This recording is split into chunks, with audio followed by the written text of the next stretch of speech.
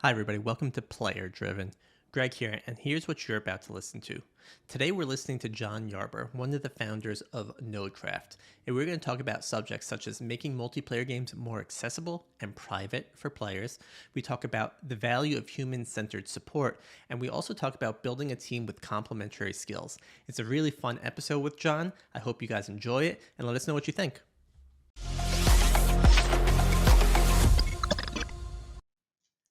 Good morning, everybody, and welcome to Player Driven. Greg here. Today, we're joined by Jon Yarbor. He is the founder of Nodecraft, and we are going to learn more about hosting and why it's important and how kids can find a safe space online through other tools that exist online. So I'm excited to learn more. And Jon, welcome to the show. Is there anything you want to say about yourself? Hey Greg, no, thanks for having me. And I think it's super fun. Like you said, I'm the founder. I'm like one of three founders. Actually, I'm just the more outspoken one. Everybody else is, nose to the grindstone. But very excited to be on here. Very excited to talk about, server infrastructure and what its role is in the modern UGC ecosystem. Because ultimately, I think it's one of those things where we're kind of like the power company. Like, nobody really cares about the power company until you go to flip the light on and the light didn't come on. Suddenly, they're furious, right? But yeah, no, let's dig into this. I I love even what you just said that you're one of three co-founders, and I think it's important for founders to have a technical side as well as someone that is the business, the outspoken side. I think things become more powerful when you have both because it's the whole if you build it they will come, but that's not really true because people need to figure out about your product. So when you're building this product with your co-founders, were these the known roles coming in or do you just kind of figure it out as you roll? No, we so my background actually is I'm a self-taught software engineer. In fact, I tell most people I'm really more of a software engineer who's cosplaying as a CEO, which is a very affectionate way of saying like I'm only doing this because nobody else decided they wanted to be the CEO, and I was foolish enough to be like, I think I could do that. But I mean, reality at the end of the day, like I'm not like a genius software engineer. Like I can, build some okay software. I can certainly like get it done in the early days. Like in the early days where like standards didn't matter and we were just like hacking stuff together. Hell yeah, it was great. But at the end of the day, I'm much more of a balanced, like a little bit of business, a little bit of software, and like I'm pretty good at team building actually. So like it's kind of worked out for a high tech company to have someone that's got a technical mind. And so between myself, so I will balance that, but I'm having to put some of that software engineer down, right? We've got a CTO, James Ross, who's incredible, like world class. He does a lot of software security. He like literally is very involved with Cloudflare and a lot of their products, like in advisory format. And then we've got our third co-founder, Benjamin Riffey, who's our communication and marketing, which does a lot of the like, how do you brand the power company, right? Like, how do you brand an infrastructure company, which is the other critical part. Like, you can business all day long, but if it doesn't look appealing, again, like you said, nobody's going to care. Yeah. Yeah. And you said it best. And we've talked about this on the podcast before, where you surround yourself with people who are better at some of the skills where you may not be best at. And I think as a founder, it's good to know a little bit about everything, but you don't need to be an expert, right? You need to make sure you're hiring people that are better at this and know what they're talking about. It's team building, it's communication, it's kind of like riding a bike. Everything's got to work on that bike. And it's your job as the founder or one of the founders, right? To kind of make sure that everything's greased up, everything's working, everyone has the tools available to them to exceed or excel. 100%. Like, I think it's really funny because, growing up, I'm just old enough that like I remember the old Dilbert comics where you have the pointy haired boss, right, who's kind of an idiot. And when I was young, I was like, why isn't this guy in charge? And as I've gotten older, I'm like, it's kind of like you're a good boss if you can walk in the room and understand just enough to sound like an idiot, but that means that you kind of understand what's going on, but you've still delegated that task to a team that understands that process through and through. And I think that's actually critical because the alternative, in my experience, is that especially founders like myself, and it's something that everybody has to learn, that if you continue to be the expert, you're never going to hand the reins to somebody else. And inevitably, you're the speed limit for your organization, right? Because there's only so many hours in the day.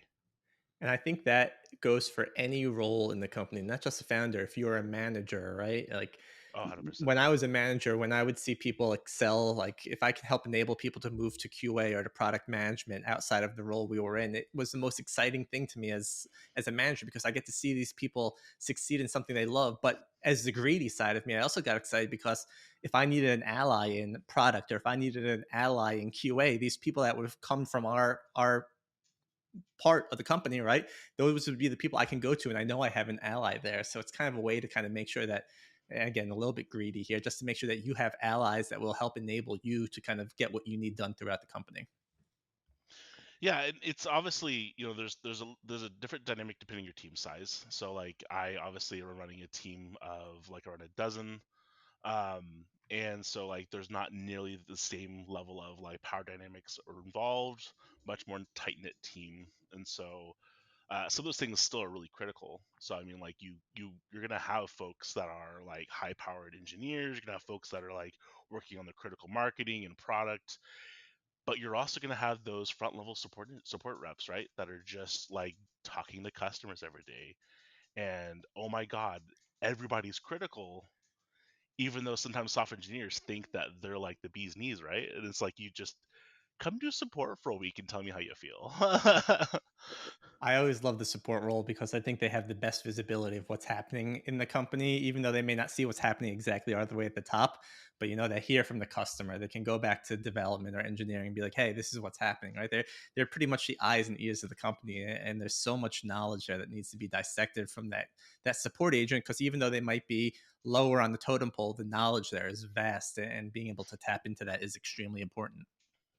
100%. And I think that's actually one of the more difficult parts, to bring this back to game server hosting for a moment here, that so many people forget. Um, at the end of the day, like if you can't provide great support and you aren't building those support reps up right and giving them the support they need, so they can have that visibility and they can have the agency to advocate on the customer's behalf. You end up in a situation where you've got a lot of great capacity as a hosting company, but if you're not advocating for those users, you're not, again, giving that support to agency to like say, hey, this is a real problem, and like letting the rest of the team support them, like again, you're just abandoning your users effectively. And the funny thing is that what I find more often than not is as companies like ours scale, this becomes the obvious next step is I'll outsource support. I will make them contract 1099. I will do whatever it takes to remove it from my cost center, because people are obviously expensive. Great support reps are not cheap, by the way. Retaining them for years is an art, by the way. Like if you want to have someone who's going to be loyal to your team for years and can really build that wealth of knowledge for their customers, like that's not a process where you can whittle them down by wage or by all these other cost centers that you have.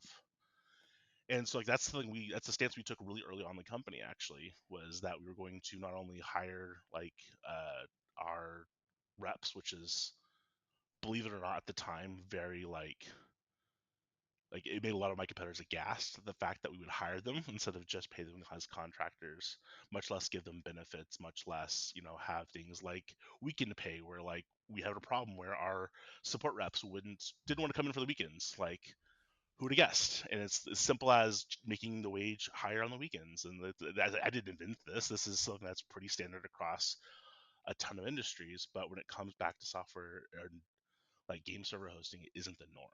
But it still comes back to giving them the base support, and we do that not just at wages, but just like from an organization standpoint as well. I like how you identified kind of the fact that needing to outsource or wanting to outsource support. I think that's an important realization that some people try and shy away from because they think outsource support is going to give them a lower quality support. But the truth is, there's BPOs, which are business processing outsource, which offers great customer service, right? It really comes down to how you want to spend your money, right? There's support agents you can hire in other countries, right? It doesn't have to be foreign countries, but there's other people you can hire that will work these hours, will work these times, and give your customers that great sense of, hey, there's always someone here looking after me. If I'm playing Minecraft and the server goes down, I can reach out and I'll hear something right away. And I think that's important for customers to know, hey, I always have someone looking out for me from the company, whether or not they're outsourced or not. They don't really care at the end of the day as long as they're getting support. As long as they're getting human support, that's the important part actually. Like as long as like they can see the other person as a person, Yep. like will they feel like the support's good. It doesn't matter that there's a fast response time actually. Like initial response time maybe is important to like make sure someone's on the other end like helping you and Yeah. they're not a bot. But I think coming back to that VPO comment you made there, I think there's a lot of businesses that makes a ton of sense. If you're doing generalized IT work, like the work is standardized. There's so little that going to be nuanced and specific to the business that you can't outsource that. But when it comes to more niche markets like game server hosting, like Minecraft, for example, if you don't know a ton about Java JVMs, if you don't know a ton about the ins and outs of running a server and or all the plugins, all these micro ecosystems that UGC has built around this game, like what VPO company are you going to hire that knows those things? Right. Exactly. And so at the end of the day, like the support role for a company like ours ends up being much more akin to like DevOps for like end consumers, which is really weird, but it's a really weird product to be in where you're like, I'm going to help you do your application configuration, your application being a game server, the configuration being like how your server's set up, right? And making sure it stays online and help you resolve issues when it goes down. And it's like, you know, at the end of the day, businesses charge tens of thousands of dollars to other businesses to provide that type of support. And we're doing this for end consumers for, 10, $20 a month Yeah. at scale. And so So it's a very different paradigm, right? yeah, it is. It's crazy. I mean, you must need a specific type of support agent, right? When I was at a BPO, right, we were kind of had all different layers of support agents, right? Your level one that were kind of your basic support agents, and then yeah, your more technicals to do server hosting and stuff like that. Like it's not plug and play. They kind of got to understand what is happening on the back end, making sure they're supporting the right things. It's a challenge. I could see that. Well, it's a lot of the same structures. So I mean, like we're still going to have folks that are going to be more people friendly on the front end. They're going to have fairly technical minded in the mid level, and then we're going to have like engineers backing them at the end of the day. It's all those same support structures are still this identically the same. Let's spin it back around to server hosting, right? Let's, as you mentioned, let's try and get back to the topic at hand here, Sure, right? sure. Um, what is Nodecraft? Yeah, so Nodecraft helps game developers launch multiplayer where players are creating their own ecosystems, their own servers, and that's a whole dichotomy of uh, multiplayer where it could just be as simple as you and a couple friends that just want to play, a modded version of Minecraft that you saw on YouTube. That could be you're a large server owner, you have a Discord server, you have a Twitch stream maybe, and you got hundreds of members that are playing on your servers, where that's more community driven, right? But at the end of the day, Nodecraft helps this game studios connect with those end users and gives them a platform to create those servers. And so we have two core products. One is we have Nodecraft Pro at nodecraft.com, where any consumer can go spin up a game server for over 30 games, where they can actually like create a game server, save it, and swap to a different game under one subscription. And then we have a separate product that's more B2B focused called Nodecraft Studio, where it's more in line with the game developers, where it's a plug and play SDK that brings the ability to create a server directly in game and helps monetize that whole process, as well as helping players discover other servers, again, with that dichotomy of like where your friends privately playing, where is the public internet playing separately. And altogether, it's the same infrastructure in the back end from us. But what we're trying to really solve with Nodecraft is the accessibility of how do players create that server if they're not a high level like software wizard effectively, right? Or they're not the like IT help at home. What if they're just a kid who wants to play a game? What if they're a parent that wants to protect their kid and who they're playing with, and all these other folks that just like it's same accessibility you see on modern products like the Mac or the iPhone, where there's a lot of technical engineering going into making this a simple solution. And so our whole North Star is how do we make sure any player can play any game they want to with whom they want to online. So I was browsing my town's Facebook page right the other day, and there was people asking questions. Hey, we want to set up a Minecraft server for the kids in town. Like, is that the ideal use case? Like, hey, you have a group of individuals that want to have a private server where maybe adults or strangers, for lack of better words, don't come in. They can have their own privatized version of Minecraft, right? Uh, in Nodecraft, by paying a small amount of money each month to host that server. Is that online? So I actually love this question, and the reason I love your question is that you're touching on something that I think really has been underdeveloped in how modern games are multiplayer today.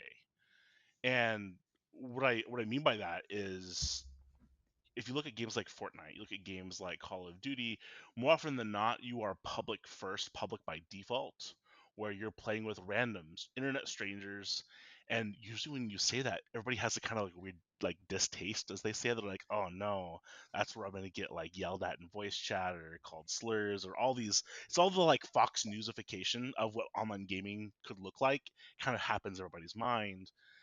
And when you stop and look at how people play online in general, most of it's privately with just a couple friends, right?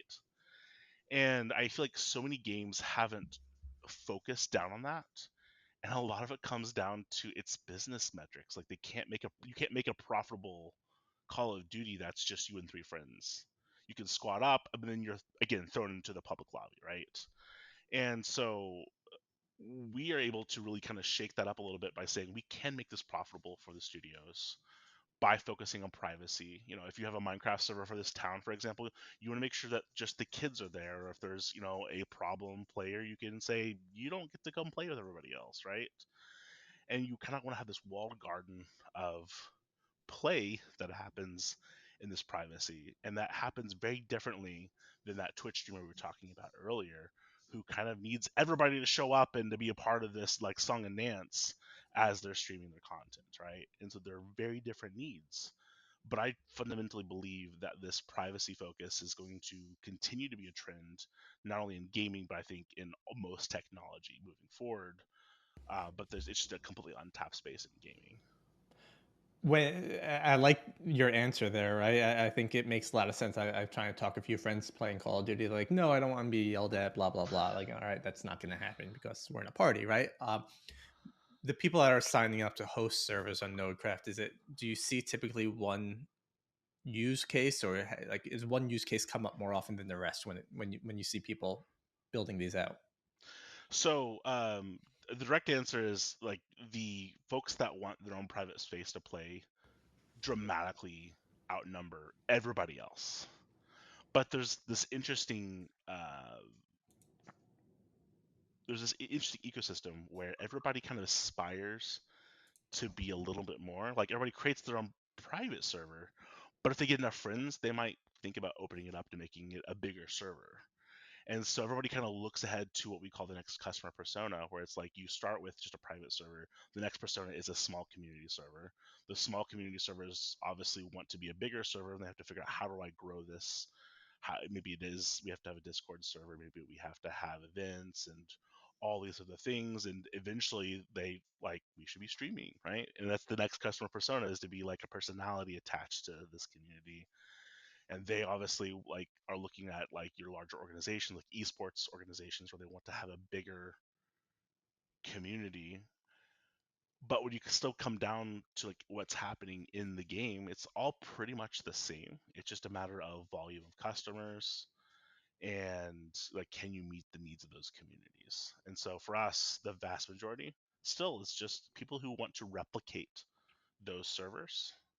And so there's a lot of our time that's focused on helping make sure those users are served first, while a lot of the more advanced tools can be there for everybody else who knows what they're doing, Mhm.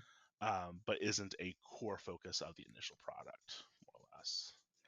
What is the benefit of using a service like Nodecraft compared to just hosting it on Minecraft? So that's a great question, but it really depends on two things. Number one, it depends on what's the accessibility of multiplayer in the game you're playing. And then once you figure out that problem, like how easy is it to play? So, for example, Fortnite, when you want to play multiplayer, anybody can do it. In fact, it's such a low barrier that they have kids that are probably too young playing the game, right? It's just that easy. When you look at games, let's look at like Terraria, for example. When you go to multiplayer, it's like direct connect and it's like enter an IP address. And I know plenty of adults that have no idea what an IP address is, understandably. Like it's like that network connection of like where what your how to get to your computer to another computer is complex, and trying to figure out how to route that is something that most end users don't have. They don't have to, Yeah. they have to know how to go like modify their router, they have to know how to do all that network infrastructure setup just to play a game. And so that game has like almost no accessibility built into how that occurs. And what's worse is it doesn't even have like a, well, why is it this way button, right? There's no like, how do I do this? And so those users have to actually be so interested in this idea they're willing to go explore and research this, like again an engineer would. Like, how do I spin this server up? And I have to do all this effort. You could go buy a server, not to say at Nodecraft, but at a different like VPS hosting company or a dedicated server hosting company. More often than not, you're going to be spending a lot of money, and then you're getting like this like Ubuntu prompt, and you're like, now what do I do? This is even worse than running it at home, right? Like, and so like more often than not, that's been the traditional model for like since the beginning of online multiplayer back with Quake. Like this is exactly how servers were set up then. It's still the dominant force now. And that's where our product NoCraft Studio really is shaking this up, where not only is it giving users the ability to create the server in game, like the Fortnite button lets them join and squad up in game, but it helps them uncover the content. And so we're pushing this shift away from this traditional model of go figure it out yourself, and just again helping users have this level of accessibility that they didn't have, for decades. Yeah, I think that's awesome. I guess I don't know why that use case didn't come to me. That a lot of the games just aren't built for ease of going online, right? And there are definitely tools, as Nodecraft is mentioning, to help enable. Like I think to my son is 6, and I'm not letting him really go online with games yet. But like he plays Marvel Rivals now, and he knows I don't let him play online, so he'll go to like Verse, and he'll get his way to kind of playing just computer components opponents. But I love the idea of like making it easier for him to figure out what to do, right? In some of these niche games that are smaller, that weren't built to kind of go online, like how do you make sure he's playing games safely online? I don't necessarily want him hopping into Fortnite, right? And it's easy. It's extremely easy, like you mentioned, right? But there's games that he and his friends play that it's a much safer space, right? But they don't play together. But enabling that, I think, as a parent, is something that's exciting to me because kids are going to game whether I want them to or not. And if I could give them a safe place to play, right? Something where even they can pick games, right? And they know they're in a safe server, whether it be their friends or the town or something else. I think it's a great way to kind of keep an eye on what people are doing, and especially with the parental controls that are included in some of these things as well. you know uh, as a parent as well, who I've got my daughter's 3, almost 4 now. She'll be 4 in just a few weeks, actually. um I find that the simpler the technology, the scarier it usually is, for like how interested they are in technologies like this, where you know to give an example, like she really loves YouTube, and like I was really hesitant to let her get into YouTube. And a lot of that comes down to like I was very rigorous about like it can only do these channels. It's gonna be Miss Rachel. It's gonna be this Bluey channel, and it's gonna be like this wholesome, awesome. Like it's still YouTube, but it's like close enough. And invariably, what I've watched it do is drift, where like now it's on this other weird channel, and I'm like, I locked this down. And the software engineer in me, the cynical software engineer, comes back out and goes, you know how this sausage is made. When you lock this down and you're not getting to all the profitable parts of like YouTube, which they're a business, they have to make money. You can't figure out how they're making money, right? And that's the uncomfortable question: is how are they making money off your kids? That's the parental question nobody wants to talk about, right? um, that's still going to be the business case every game has for your kids, if you like it or not. That could be V-Bucks, that could be Robux. It could be all these monetization efforts that they put to what kids either buy initially or they're selling data. It's going to be one of those two. And I think when you have the opportunity with something like Nodecraft to say, it's pretty straightforward. I pay for this, I get privacy. Like, there's the business model. You're paying for the server, it's built in. And in fact, when I own the server, it means I own my own data. And so there's no, upsells, there's no third parties, there's none of that. It's kind of my own space. For a lot of non-technical folks, we love to use this analogy. Uh, that's just, it's the basketball court you install in your driveway. Because without the basketball court, you can't play basketball. Obviously, Dad, right? Otherwise, you have to let someone go play at someone else's house, or maybe it's the community, basketball court, and maybe there's a bully there, right? And it's just like all of these same concerns come down to, like, how can you really reduce that, risk that you have with your kids of like how they're being treated online. I think that was brilliantly said. Other than you giving me flashbacks of me trying to block YouTube channels on my Amazon Fire and new Chinese videos coming up, and watching my kids watch videos in Chinese, thinking like, "What? What are you doing?" But I love the basketball analogy. I think that's such a great way to explain it. I think yeah, this if you can't visualize that, just understanding the basketball court at home, right? I think it makes so much sense, and it's such a great way to make sure that your kids are safe and still playing and still have accessibility to have people come over and still play and have access to stuff like that. So I think that's so well said. But taking a quick break here, let's lighten up the mood here. Are you still a gamer? And if so, what game are you playing these days? So I'm going to keep the parental vibes here. So like I obviously don't game as nearly as much as I used to as of almost 4 years ago, right? I no longer have a PC tower, which I think a young teenage me is like, what the hell, man? You grew up and you turned into an adult. But I actually did get a ROG Ally. It's a little handheld PC, gaming PC, and so I've been able to do a lot more of that recently. I've been playing the new Power World update that just recently came out a few weeks ago. My partner and I have gotten back into Baldur's Gate with all the mods they've added with Mod.io. Um, we tried to do like a evil run and just like couldn't stomach it. So we're back to doing like what we want to do ourselves. But a lot of the gameplay I play these days is very, very much like couch co-op style multiplayer games with my partner, or I'm really looking forward to the next couple of years where my daughter starts getting more into games, but she's just not quite there yet. Yeah, we just give my 4-year-old daughter access to the Switch, and she plays a Bluey game, and it's fun to watch her kind of jump around the Bluey game, figuring it out. It's very there's a happiness inside when you can see your kid navigating a 3D environment so quickly, and it's just like, all right, like we're getting somewhere now. I love it. Yeah, we tried that one and she's not there yet. That was Yeah, about 6 months ago, so we'll see.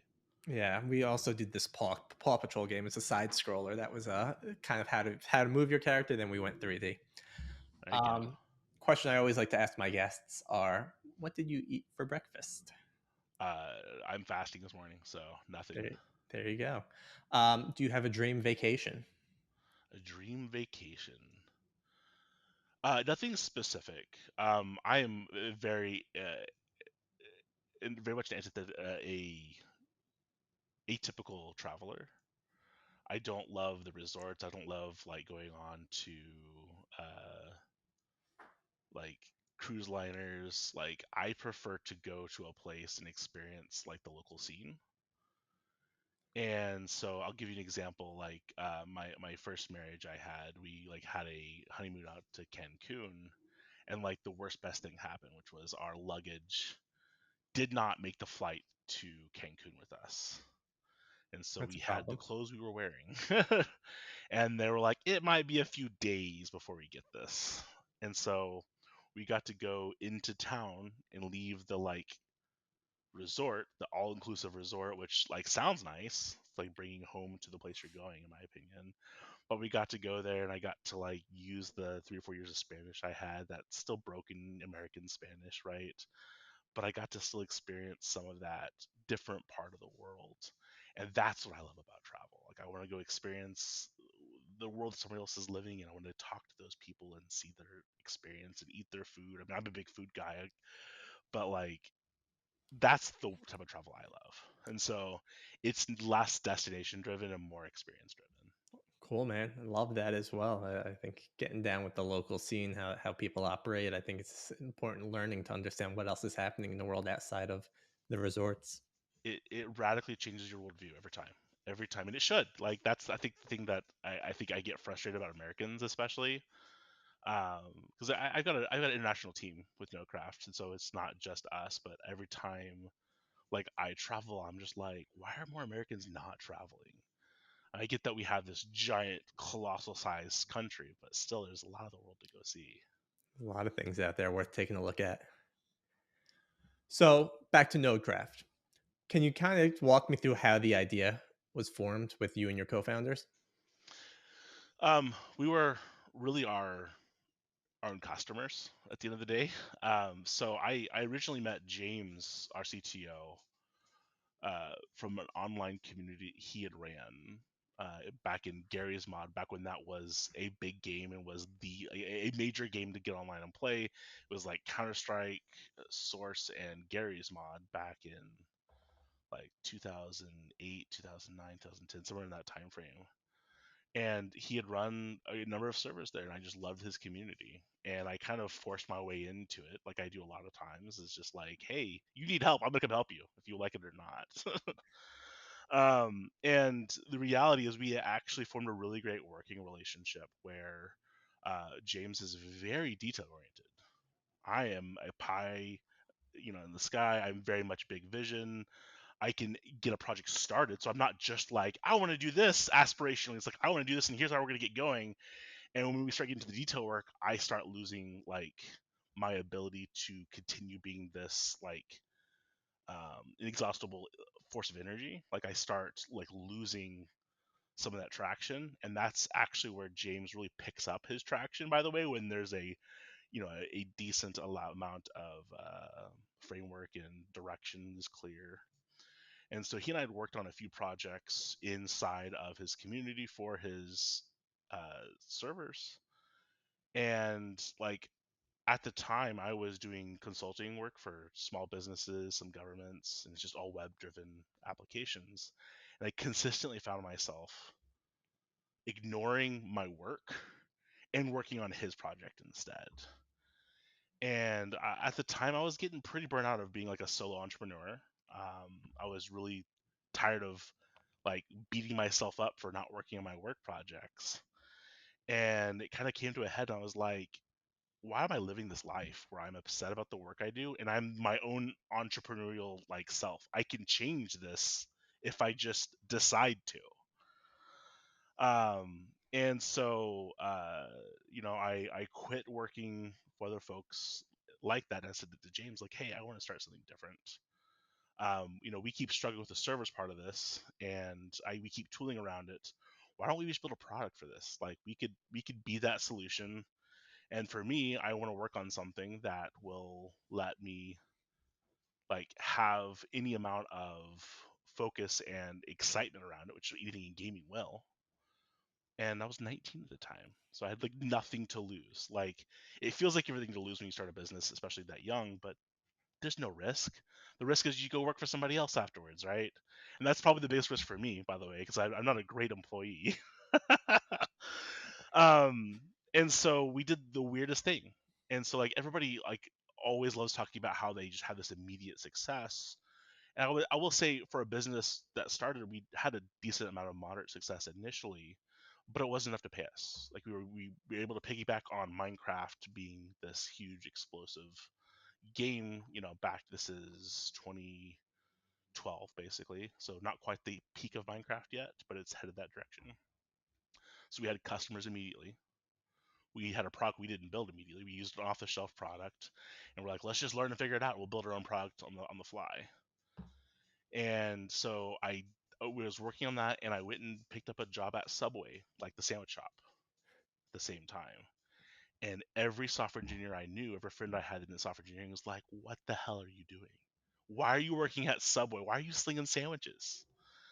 Um, and it comes down to, I know in my head there's only so much you can do mentally in a day. And everything we had to do to build this new system that would become what Nodecraft is today is a huge amount of engineering. Like, if you were to build this today, you would need a dozen folks if you wanted to build it in the next year or two. By the way, it's literally that much complexity. And so I'm 19. I don't have the type of parents that can just fund that type of life, right? I have working parents who didn't go to college from my background. And so I've had to make everything myself. But I knew that if I worked a software job instead of Subway, I would spend all my mental acuity on that job. I can't not. Like, I'm authentic to myself. I will put 110% into anything I do, for better or worse, by the way. And if I had that software engineering job, I would just come home and be exhausted and be like, I'll do it tomorrow, and that would be in perpetuity, right? But if I had a Subway job, that's gonna kind of suck. It's near minimum wage. That's a lot of like reason to make this work so you can stop stealing sandwiches. But the other answer is like, dude, it gave me a free sandwich every day. I'm 19. Like, that's not nothing, right? Bills got paid, I got fed, and it was only like 2 or 3 hours a day, like for the lunch rush, and I got to go home. And there's no mental acuity required to make a sandwich. You can only make the same, like, too many olives, too much ranch sandwiches every day, and you can like plan what you're gonna do when you get home. And so I did that for, I want to say, like 18 months roughly while we were building the company. I had to force James, hey, you and I are gonna go quit, and we're gonna like make this work. And that ended up being like us able to go full time. And that next year was an explosive amount of growth for us, just being able to dedicate all of our resources towards it. I guess working at Subway really helped you learn how to deal with customers and kind of shows your respect for the customer service side of things and having to deal with people and some wild requests sometimes. You know, I I 100% think that is it should be the default for a lot of folks. And I think there's something in having that service mindset. It needs to be an experience everybody has in their life at some point, where you're at the whim of somebody else. And it should never be seen as this, like, you are less than. You are giving yourself to this other person. And what does that mean? I think that really is something that gets overlooked in today's society. Like, when I'm making a sandwich for somebody else, they could be having a busy day where they don't have time to, and there's nothing wrong with that. But if you can't stop and empathize with they need, like, how are you supposed to empathize with that later with any of the product you're building? Like, it's just it's emotional intelligence that, like, I think is something that will last for your career if you can make the best of it. It's beautifully said. You went going back to what you said a little earlier. You said you kind of launched on Minecraft. You had an audience pretty much right then and there. I assume it's because you had a server with people in there already, and you kind of helped that. But can you kind of, and maybe I'm wrong, but can you talk to me about how you actually make that first dollar? So there's a lot of companies that will spin up, Minecraft or other game server hosting, because there's these off-the-shelf products that you can go just buy. That could be Multicraft, it could be Pterodactyl. There's tons of software out there that other folks have built. That's what I would call in the realm of good enough to get started, where you can buy this, you buy this billing platform, and you can Frankenstein these two things together. You then go buy some live chat service, park it on a website, you go build a website, and, like, boom, you have a hosting company. And the reality is, back in 2012, that happened all the time, by the way, where these, like, teenagers would have a summer off, and they would come figure out, like, I could do this and make a company. And, like, so many of these, like, what we call summer hosts would show up because it's that simple to get into the market. Now, the downside is, when you Frankenstein software like this together that you don't maintain yourself, you're at the whim of the updates of the software, but it also means you're the same commodity. It's the same thing everybody else is selling. And so you're all trying to basically race to the bottom to have the least amount of like profit for the most amount of customers. And the more customers means the more support you have to do. And so there's usually this break point that occurs in so many of these companies where they aren't able to support that much customers, or on the other half, tax season comes around and these teenagers realize their mom has to pay this tax bill and mom's not happy, right?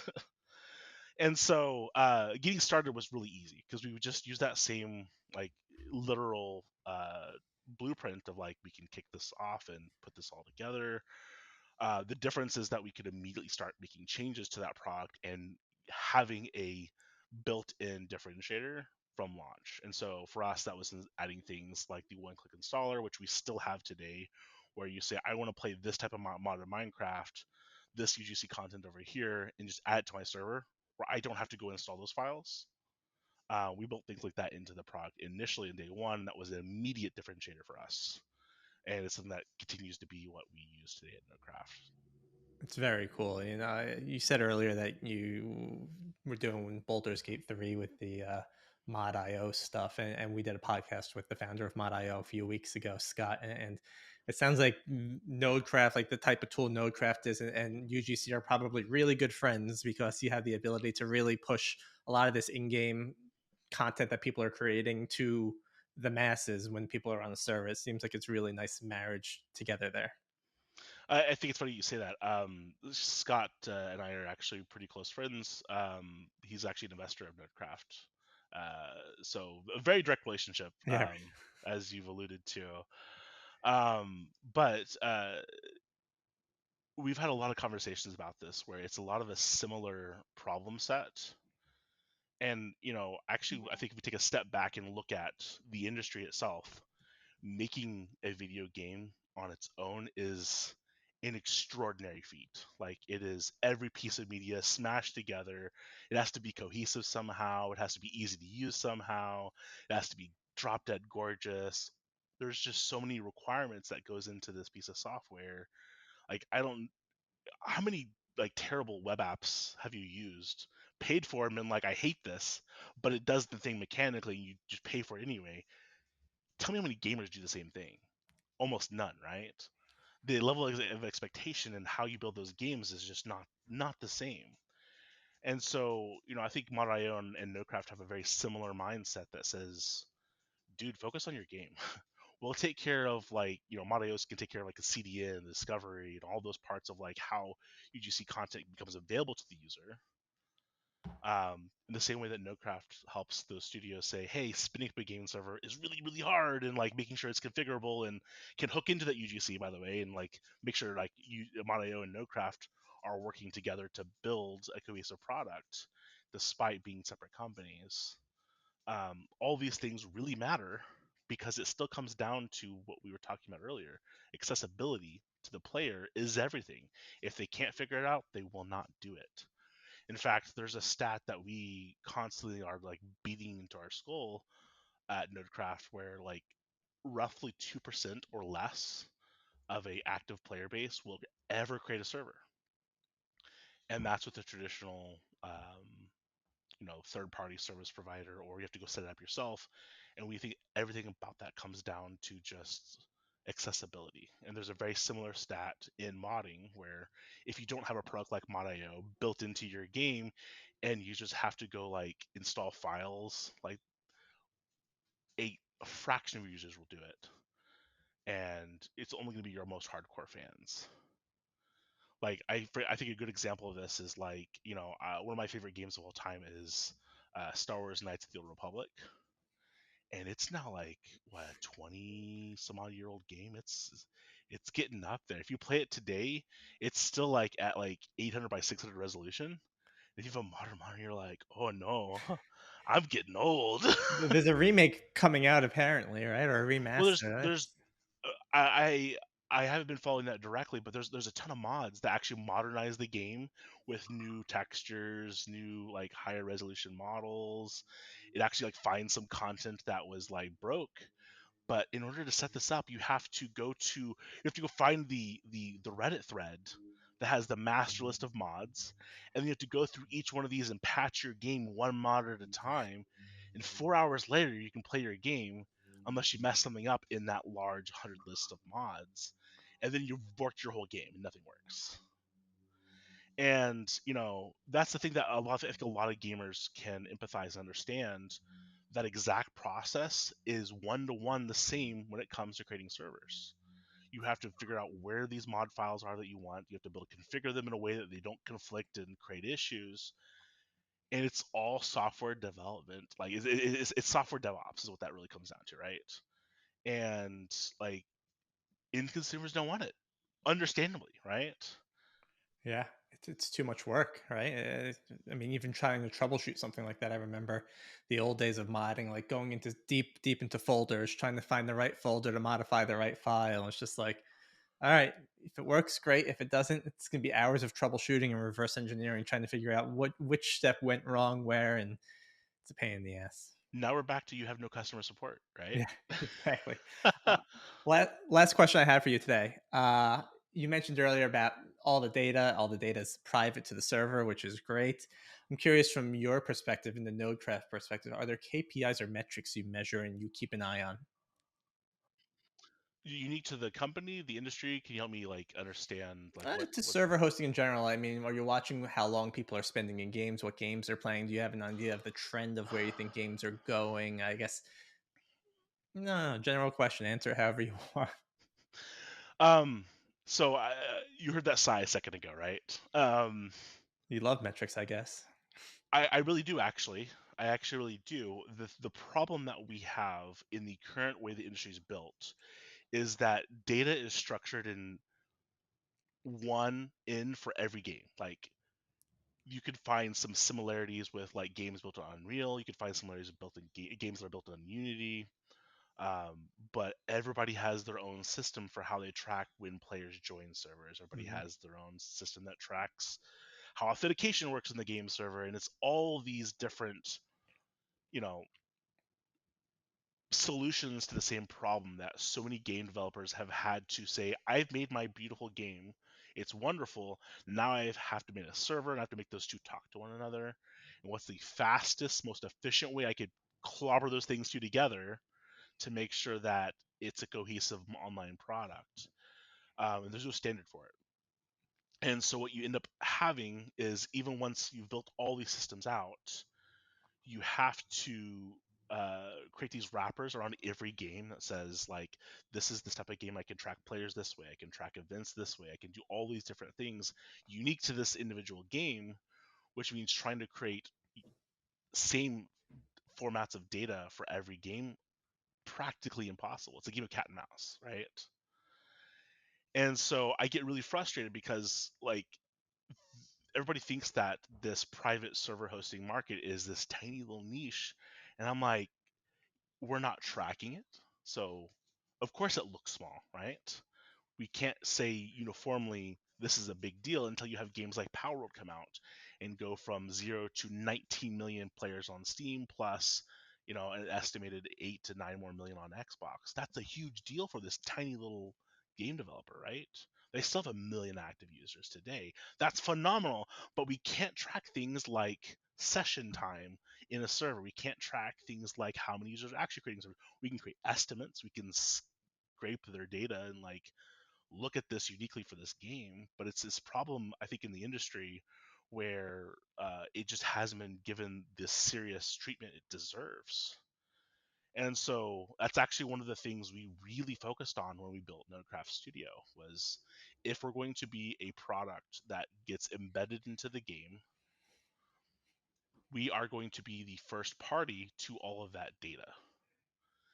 And we take that very seriously. I mean, part of the benefit we have of James Ross, our CTO, being based in the UK, the GDPR laws he's very familiar with. He's also a huge privacy advocate, which is a huge pain in the ass, by the way. Like, if you've ever had a privacy advocate on your own team, it's the greatest and worst thing ever, because they're going to be like, no, you can't do that initiatification on your business, and you're like, dang it. But I say it jokingly because at the end of the day, that's still what's going to be best for your end consumer. And it's also going to be, what I think the direction the law is still headed, even with the minor setbacks we've had in the last couple of years. But what we really wanted to find out was, is this product successful? And if it is, we have to be able to measure things like how many players are creating servers. Duh, we obviously care about that as a business that sells servers. But the other side of that is like we want to track like players that are engaging with communities. We can then say like, oh, Greg here really doesn't like PvP. He does PvE servers all the time, and we can track that um, in a way that is not going to track you uniquely, but we can throw your data that you're playing PvP into a larger analytics platform that we built, and then give that to the game developer. Say, hey, PvE is really taking off for your game. Here's all the users that are playing and engaging with this type of content. Here's when people are creating those type of servers, and give it to them in a way that's not going to violate your privacy, even if it's your kid creating the server. You've been that data's been anonymized in a way that they can only access the global report of like trends, basically. And so for us, we really care about all of those things. We want to know like how many players are playing, how long are they playing. More importantly, what happens when they disconnect from a server? Do they just go from that play session and cease, or are they able to skip into another server? And that was something that I actually like was able to witness and think about for this product because of COVID, actually, which is a super weird like thing that never would have happened if we didn't have lockdown, and I wasn't sitting there like trying to think about this product and watching our 16-year-old sit there and play. He wasn't 16 at the time; he was like 12, 13 at the time, and he's sitting there playing Roblox, and he's just like jumping from game to game to game. And I'm like, most game developers don't have this built into their game; they have no idea. And in the wake of all of these, large lawsuits you've seen with like the Epic Games and Sony, where they're talking about like the marketing going forward of how Apex Legends is fighting for Fortnite users, which is fighting for Call of Duty. These huge AAA studios are fighting for the masses, and most game developers aren't really fighting for much. I just want my game to be mildly successful, right? But they're still in that same stage. And so if they don't have access to this data, they can't really dig into this. Most of the time they're making guttural checks and just saying like, I think it's this way. And so like to me, I get really excited about the analytics because I think it's something that can really like drive home how important these communities are. It can drive home how important the updates you are making for your game can actually show you what the trends are, because again, I think most folks are flying completely blind. Yeah, not only that, right? You can learn valuable insights about players, right? That's what all this data leads to. What I love your point of jumping from one game to the next, right? It'd be interesting to know if there's a genre of game that, hey, after I'm playing this game, I'm going to go to this game, right? And if you can start to see some trends on, hey, how does stickiness work? How long are players playing? Lots of cool things you can do with that data. It's interesting in the world of podcasts. It's not so different. Whereas like Apple has a bunch of proprietary stats that they don't share with everyone. Spotify has a bunch of proprietary stats that they don't share with everyone. YouTube, same thing. It's just kind of like, all right, well, like, what's the truth here? And you're just trying to make these guesses. Like, I think this is where I'm landing right now. And you can make a very educated guess, but you don't have the real data to really kind of show what's working and what's not working. I find it fascinating. And I guess it makes sense in gaming. Everyone's very private with their stuff and they don't necessarily want to share it, but everyone becomes a little bit smarter once you can start to see the trends and what's happening. Well, what I find more often than not is most game developers aren't tracking it because, again, it comes down to that surface area of like, what are they going to get accomplished for this launch? And they already have so many promises to fulfill to make the Yeah. game fun, right? And so many, there's a load of analytics products out there, but you have to start dealing with privacy laws. You have to start dealing with costs. It's Yeah. not free. Have you ever looked at the stats of like the amount of data they collect around the Lego games? No. Uh, like trillions of data points, by the way. Like Really? everything you do inside that game, they're tracking to see like how you engage. And I think it shows in like how they built their games. Like I don't love that style of gameplay, but if you've ever picked up a Lego game, they're all like incredibly fun, Hmm. and that only comes from iteration. You only get that type of consistent upward progress when you continue tracking everything that's happening in your game, and you see what users are and aren't engaging with. And that's, like I was saying earlier, ultimately what we feel is going to be critical to the success of games that are using products like Nodecraft, where they have to be able to like track how these users are engaging and like not make fearful decisions. And that's unfortunately still what it comes down to. I think no matter what the decision is going to be fearful at the end of the day, right? You make a decision, you make a switch, but it can be an educated decision, and you have a little more confidence in what you're doing when you make that decision. So I think that's extremely well said. Well, if you have plenty of information, it shouldn't be fearful. You might have anxiety about change. That's very different than making a fear-based decision. That's a fair point. Anxiety. Jon, this was awesome. I've learned so much more than I thought, and that's don't mean to be offensive on that, but just hearing everything about the privacy, building servers, why, even how you just manage a team and you grow a team. I think it's amazing stuff, and I think you're doing really cool stuff at Nodecraft. Before we do end today, can you let us know anything else you want to share, and let us know where we can find yourself and Nodecraft? Yeah, so if you're headed to GDC this year, any game developers that are listening to this, happy to chat with you, or hear about some of the challenges that you're running through as you build a game, because everybody knows the challenges of multiplayer, or they're about to find out and get an education. I did a talk of this at ImDev this year. I've just had multiplayer, and I think most of the crowd I had was either like trying to figure that out or was hate watching to see like what kind of BS I was about to sling, for example. But I'm happy to chat with anybody that's running into those struggles. Anywhere you want to find me online, my handle is usually at Captain Yarb. That's at Captain and then Yarb, Yarb, like my last name. And these days it's mostly Blue Sky, like Blue Sky and LinkedIn. Very, very boring way to get in touch with me. Otherwise, go make a server at Nerdcraft, man. Like we'd be happy to help you guys set up a server, your neighborhood, your kid, you and your kids, or any game you're playing. Cool. We will have information on Jon and Nodecraft at our player driven website. Check them out at nodecraft.com. Again, great stuff, Jon. I think you're doing amazing stuff. Hopefully, we bump into each other or plan to bump into each other at GDC. And I'm looking forward to seeing what you guys do. Thank you so much for jumping on today. Hey, thanks for having me, Greg. Cheers. Take care.